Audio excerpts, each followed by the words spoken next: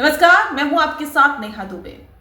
पश्चिम Asia के इस बड़े संकट में एक ऐसा मोड़ आया जिसने पूरी दुनिया को चौंका दिया।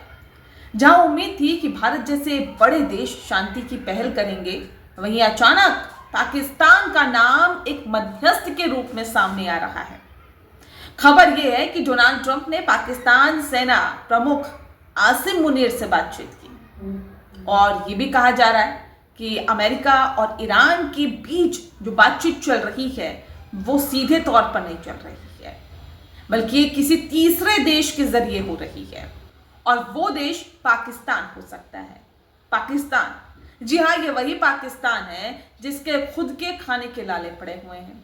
ये वही पाकिस्तान है जो आतंकिस्तान के तौर पर जाना जाता है।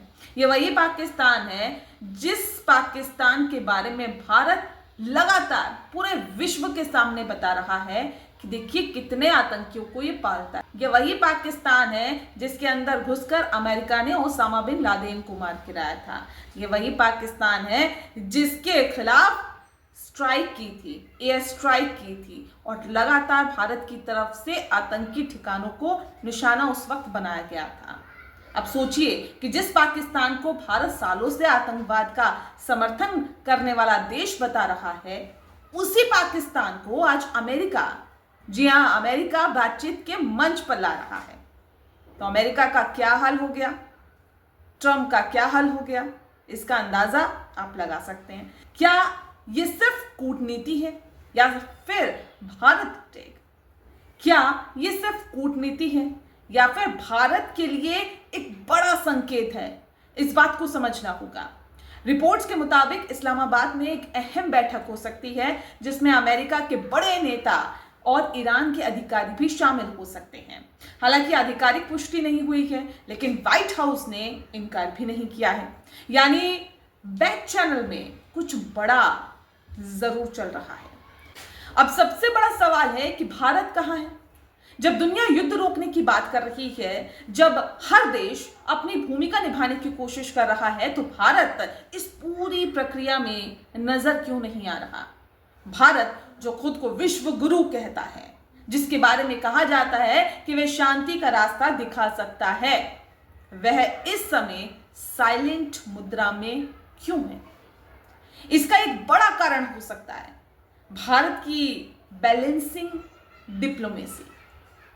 भारत ने ना तो खुलकर ईरान का समर्थन किया और ना ही अमेरिका या इजराइल की आलोचना की, लेकिन अंतरराष्ट्रीय राजनीति में कई बार न्यूट्रल रहना आपको खेल से बाहर भी कर देता है।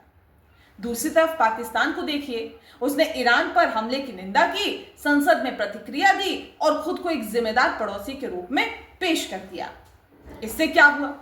इससे ईरान को यह संकेत गया कि पाकिस्तान उसके खिलाफ नहीं है। यही वजह है कि आज जब बातचीत हो रही है तो पाकिस्तान एक ब्रिज की तरह सामने आ रहा है। अब इस कहानी का एक और पहलू समझिए। पश्चिम एशिया की अंदरूनी राजनीति कैसी है? यह सिर्फ अमेरिका और ईरान का मामला नहीं, इसके पीछे सऊदी अरब, तुर्की जैसे बड़े खिलाड़ी भी हैं। कहा यह भी जा रहा है कि सऊदी अरब अब नहीं चाहता है कि तुर्की इस मंच पर हावी हो, इसीलिए पाकिस्तान को आगे बढ़ाया जा रहा है। यानी ये सिर्फ शांति की कोशिश नहीं बल्कि पावर गेम भी है। अब सवाल फिर वही आता है कि इस पावर गेम में भारत कहां पर है? हालांकि नजर डालें तो पिछले कुछ सालों में भारत ने पश्चिमी एशिया के देशों से रिश्ते मजबूत किए हैं, इसमें कोई दो राय नहीं है। नरेंद्र मोदी ने यूएई, सऊदी अरब, बहरीन जैसे देशों के कई बार दौरे किए हैं। उन्हें वहां के सर्वोच्च नागरिक सम्मान भी मिले, लेकिन जब असली परीक्षा आई, युद्ध रोकने की बात हुई, तो भारत का नाम आखिर पीछे क्यों रह गया? इस बात को समझिए। एक बड़ा कारण यह भी बताया जा रहा है कि भारत ने इजराइल के साथ अपने रिश्तों को खुलकर दिखाया और जब ईरान पर हमला हुआ तो भारत ने खुलकर उसकी निंदा नहीं की। अगर भारत ईरान के पक्ष में आवाज उठाता तो शायद आज वही देश बातचीत की मेज पर एक साथ होते। यही नहीं, ईरान और पाकिस्तान के बीच 900 किलोमीटर की लंबी सीमा है। दोनों देशों के बीच भौगोलिक और रणनीतिक संबंध भी है और ये सबसे अहम बात है कि पाकिस्तान ने इजराइल को मान्यता नहीं दी है। इससे ईरान को एक भरोसा मिलता है कि पाकिस्तान पूरी तरह उसके खिलाफ नहीं जाएगा। अब एक और दिलचस्प बात समझिए कि जब पत्रकारों ने डोनाल्ड ट्रंप से पूछा कि आप ईरान में किससे बातचीत कर रहे हैं, तो उन्होंने कहा कि अगर नाम बता दिया तो उनकी जान को खतरा हो सकता है। ये बयान अपने आप में बहुत कुछ कहता है। क्या इसमें इजराइल की भूमिका का संकेत है? क्या कोई ऐसा चैनल है जिसे छुपाकर रखा जा रहा है? उधर बेंजामिन नेतन्याहू ने साफ कहा है कि युद्ध कब खत्म होगा ये इजराइल तय करेगा। यानी साफ है कि ये सिर्फ दो देशों का मामला नहीं है, ये एक मल्टी लेयर जियोपॉलिटिकल गेम है। अब भारत के लिए सबसे बड़ा सवाल यह भी है कि अगर ये बातचीत सफल होती है और पाकिस्तान की भूमिका सामने आती है तो क्या भारत इसे स्वीकार करेगा? क्या भारत उस देश की तारीफ करेगा जिसे वह आतंकवाद का समर्थन करने वाला बताता रहा है, या फिर चुप्पी बनाए रखेगा? क्योंकि चुप्पी भी एक तरह की सहमति होती है। इस पूरे घटनाक्रम ने एक बात तो यहां पर साफ कर दी है कि दुनिया की राजनीति में सिर्फ ताकत नहीं, सही समय पर सही स्टैंड भी जरूरी होता है। और अगर आप सही समय पर अपनी भूमिका तय नहीं करते हो तो दूसरा देश आपकी जगह ले लेता है। आज पाकिस्तान भी वही कर रहा है।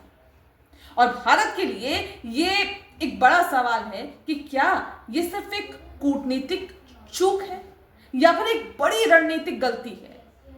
इस पर बहस होनी चाहिए, सवाल पूछे जाने चाहिए, क्योंकि ये सिर्फ विदेश नीति नहीं बल्कि भारत की वैश्विक पहचान का सवाल भी है।